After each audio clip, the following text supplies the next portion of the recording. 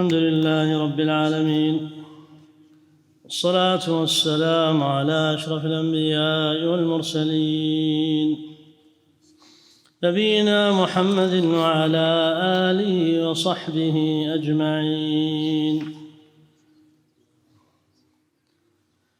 قال الإمام النووي رحمه الله تعالى في باب الرجاء: وعن ابن مسعود رضي الله عنه أن رجلا أصاب من امرأة قبلة فأتى النبي صلى الله عليه وسلم فأخبره، فأنزل الله تعالى: وأقم الصلاة طرفي النهار وزلفا من الليل إن الحسنات يذهبن السيئات.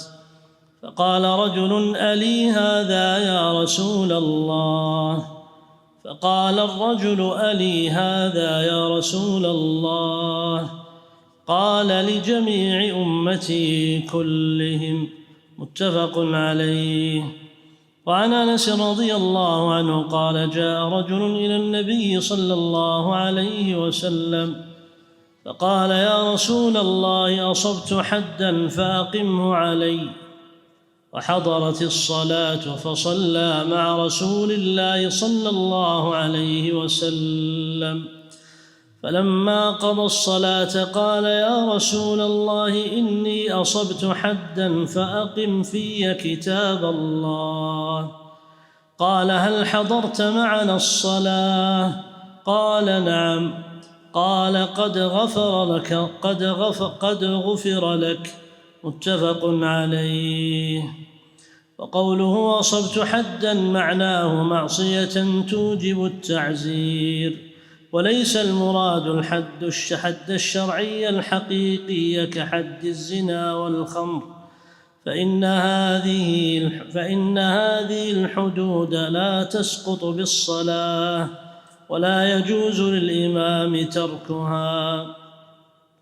وعنه رضي الله عنه قال: قال رسول الله صلى الله عليه وسلم: إن الله ليرضى عن العبد أن يأكل الأكلة فيحمده عليها، أو يشرب الشربة فيحمده عليها. رواه مسلم. وعن أبي موسى رضي الله عنه عن النبي صلى الله عليه وسلم قال: إن الله تعالى يبسط يده بالليل ليتوب مسيء النهار، ويبسط يده بالنهار ليتوب مسيء الليل حتى تطلع الشمس من مغربها. رواه مسلم. الله تعالى أعلى وأعلم وأحكم. صلى الله وسلم على نبينا محمد.